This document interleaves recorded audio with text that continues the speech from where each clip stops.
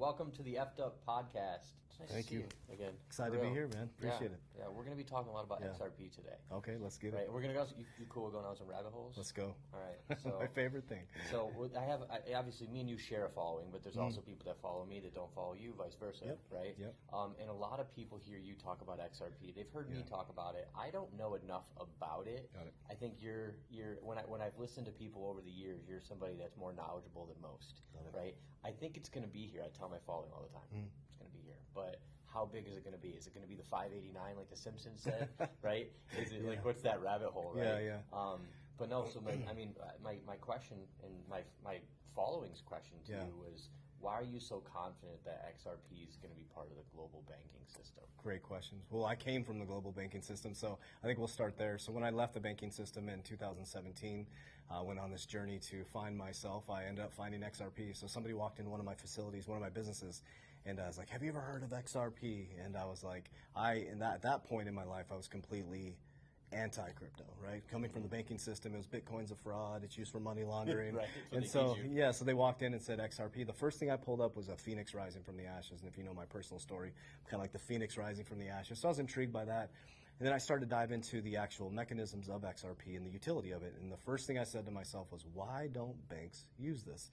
And as I started to dive outside of America, banks were using it. And I'm like, this is exactly what the banks needed. So I went to CBA Executive Banking School, learning how to scale banks from the bottom up. And the settlement mechanisms are slow, they're archaic, super expensive. And I'm like, well, why is not everybody using this? And then as I started to go deeper into it, I started to really see the mechanism of cross-border payments, settlements, how the economy was changing. You got Venmo, PayPal. Even with Venmo and PayPal, with settlements, yeah, there's a quicker settlement for a fee, right? But if you do the regular thing, it takes 2 to 3 days, a settlement, right? There's always a nostro or vostro count that has to happen.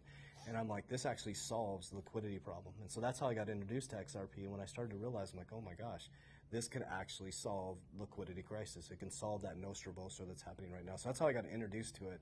And a lot of people say, oh, it's going to take over the whole global banking system. I think what's going to happen is XRP is a great utility to be able to help liquidity. Is it going to take over the whole global banking system?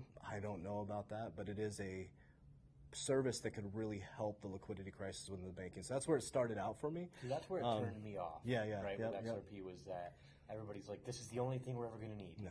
Right, just like the Bitcoin maxis, right? Bitcoin's the only thing you're ever going to need. Yeah. So that kind of turned me off from it. That's why I'm very curious for you to keep going. Yeah, because when we heard David Schwartz speak, and he even said that. He's like, being a maximalist around XRP is silly. It's like you have XRP, you have XLM, you have an iPhone, you have a Samsung, right? It's a settlement mechanism.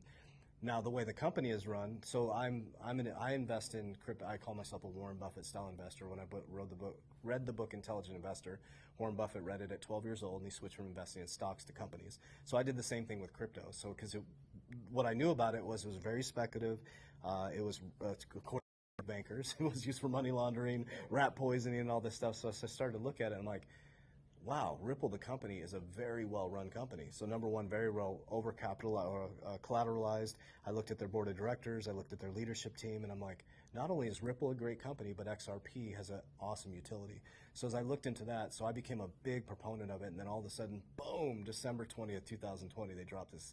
Ripple gets sued by the SEC around XRP, and I had only been in crypto. I started late 2019, early 2020, and during the pandemic. And so this was all, right? So I'm going down all these rabbit holes, and then all of a sudden, and I had been talking about it, and everybody's like, why did you talk about XRP? Because a bunch of people started getting into it. And I remember on December 20th, 2020, something hit me that, like, there's something to this. Like, why would they sue, in my opinion, the most well-run company? And besides Bitcoin, it's one of the oldest cryptocurrencies. It's been around for 14 years now. Right. So Bitcoin's in 2009, and Ripple came on board in 2012, and we can go down that rabbit hole of that date specifically, or that timeline specifically. So I don't get caught up in emotion. I looked at it and said, there's something bigger here happening, and I feel it's playing out the way that we felt it was going to play out. So.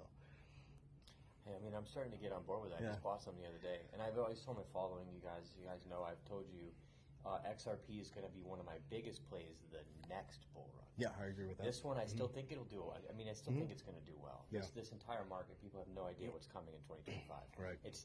That's if the cycle plays out the way it has always played out. Correct. Right. We don't know exactly, but it doesn't matter what crypto you own. I think